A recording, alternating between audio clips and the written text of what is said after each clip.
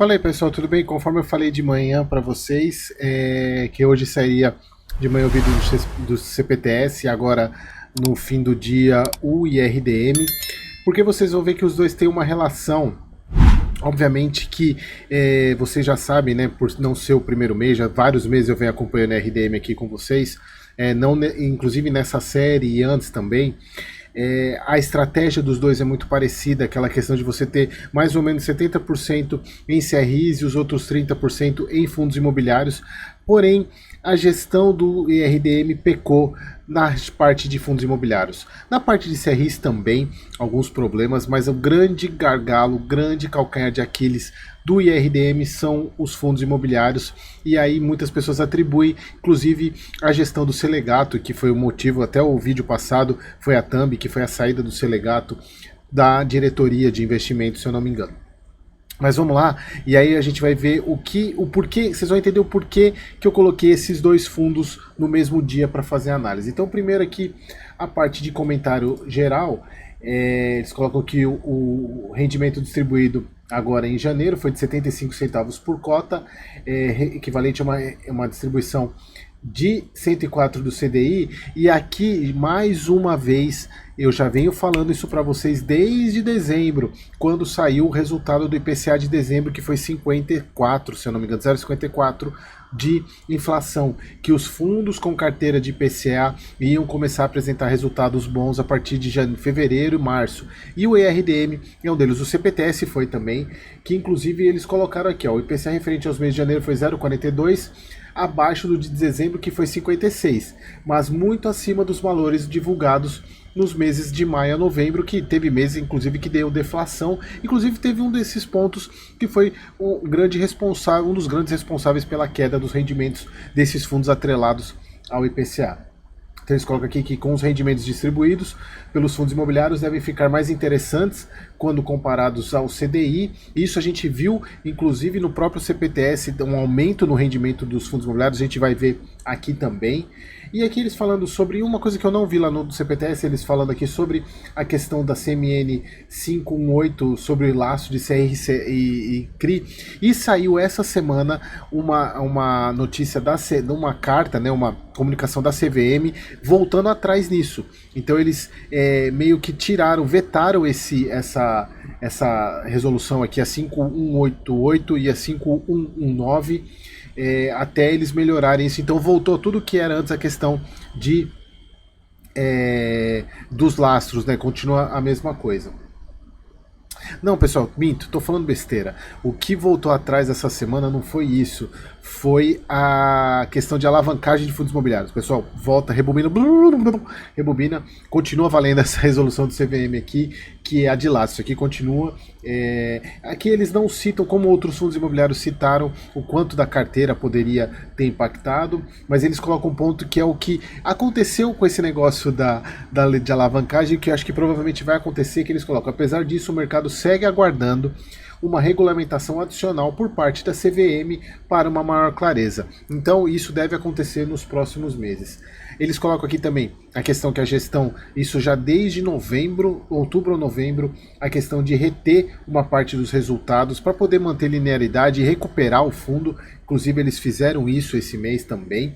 E ele já possui uma de 9 centavos, uma reserva bem legal. E aí ó, que a gente consegue ver que o fundo voltou a patamares aqui, se a gente pegar, voltando a aumentar, ele estava 71, 77, agora voltou para 75, bem interessante, legal essa questão da volta, que só para mostrar para vocês, taxa da 1%, né, de taxa de gestão e administração.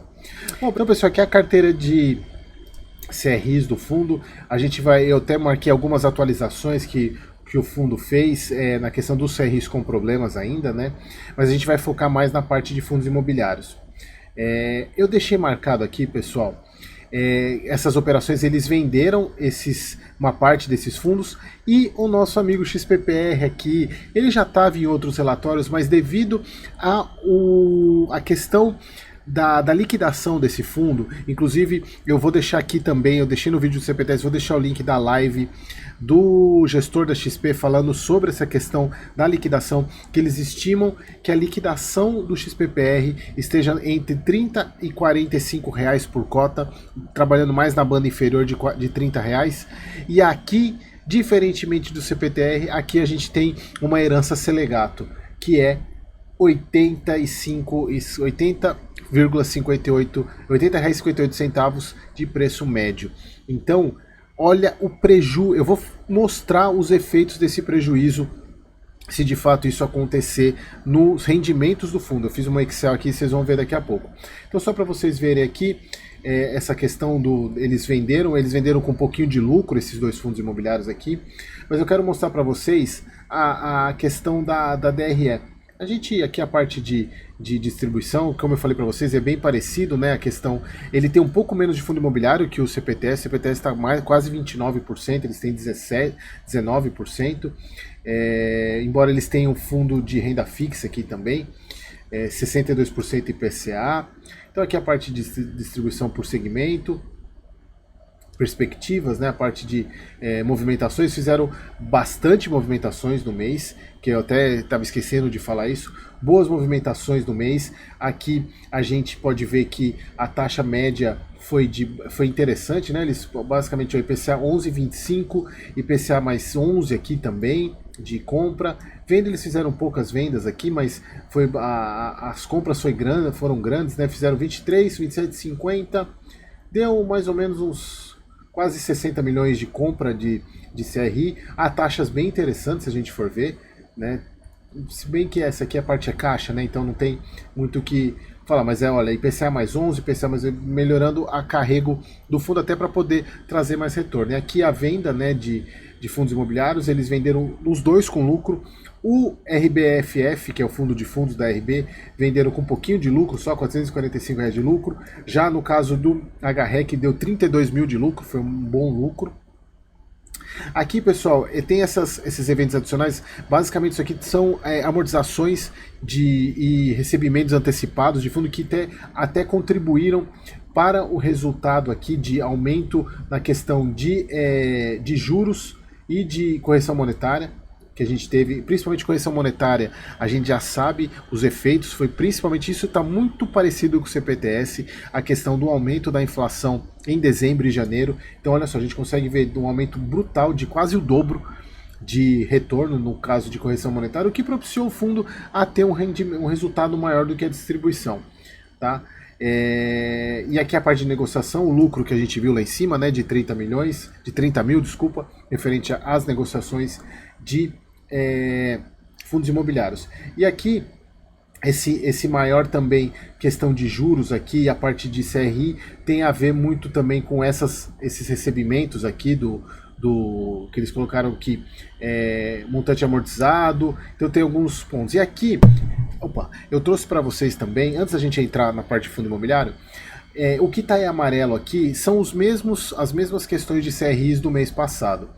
Grande parte do CRI está em carência, ou seja, ainda vai ser pago, e aí teve alguns que voltaram a aumentar o período de carência ou não. Então só para a gente ver aqui, ó, do BWIC, essa parte é nova, né? Que o cronograma teve um leve desvio devido a feriados e recessos do final de ano, porém anda ainda dentro do esperado. É previsto que tanto a área de medicina diagnóstica, que é para a construção de um laboratório, se eu não me engano, de hospital, estão em operação até julho de 24. Aqui a parte do CRI for Casa, também agora eles colocaram prazo, porque estava sem prazo, colocaram que o período vai se estender até junho de 24. Os outros gramados, os 3 do gramado, só esse aqui, que ele tinha voltado a pagar integralmente no passado, aqui ele voltou a pagar só 50% da parcela de juros e passará para 100% a partir de fevereiro. Ele estava pagando tudo, voltou a pagar só 50%, agora vai voltar em fevereiro. Aqui o do Starbucks, que eles colocaram que agora o Starbucks ele tem que apresentar o que ele deferiu, isso já estava no passado, que tinha deferido o pedido de RJ, e agora eles deram um prazo aqui que ele tem que apresentar até o final de fevereiro o plano de recuperação judicial. De fato, são esses dois inadimplentes, esses aqui são os que estão em carência, ou seja, que ainda vão começar a pagar o período de amortização.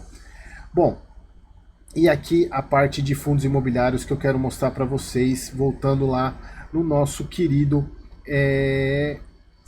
XPPR. Aqui para contextualizar, quem não viu o vídeo da parte da manhã, o XPPR ele é um fundo imobiliário da XP, fundo de Lajes, que está passando uma série de dificuldades, uma alavancagem gigantesca, e o fundo precisa liquidar, vender os ativos para poder pagar essa alavancagem. E no caso do CPTS, o CPTS comprou CRIs, esperando. No caso do IRDM, é relacionado às cotas, porque o IRDM é cotista, assim como o CPTS do XPPR.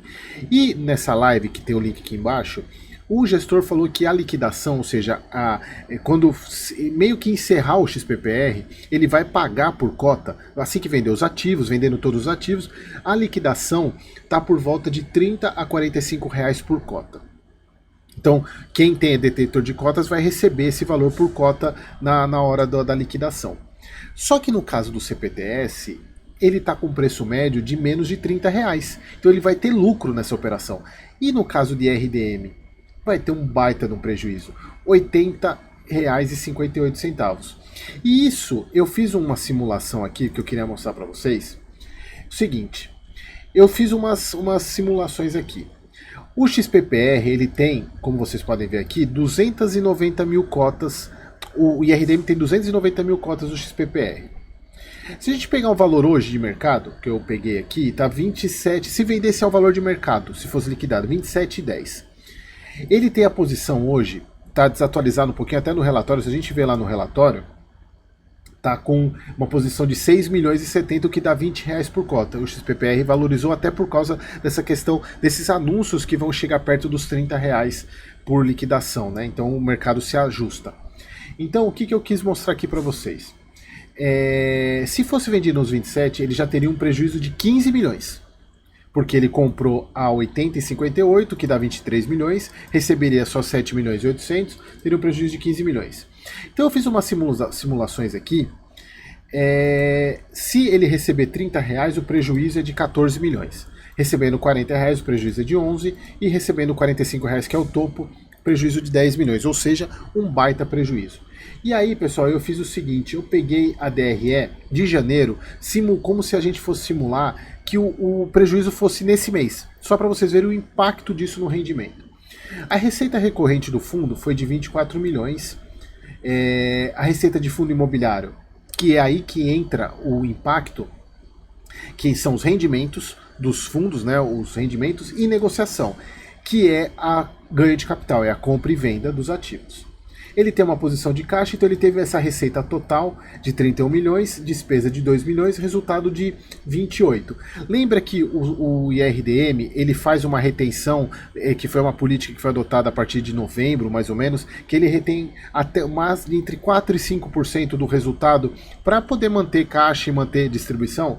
Então nesse caso aqui, eu peguei mais ou menos janeiro, foi 4,22. Ele teve distribuição de 27, considerando a quantidade de cotas, 36 milhões, que deu os 75 centavos que o fundo pagou. Agora vamos pensar o seguinte, se o prejuízo viesse esse mês agora, a gente teria que pegar o seguinte, a gente teria que pegar esse valor aqui que ele deu, menos, na verdade é mais porque ele já está como menos, né? Vamos supor que ele tenha recebido a R$30, foi 14 milhões.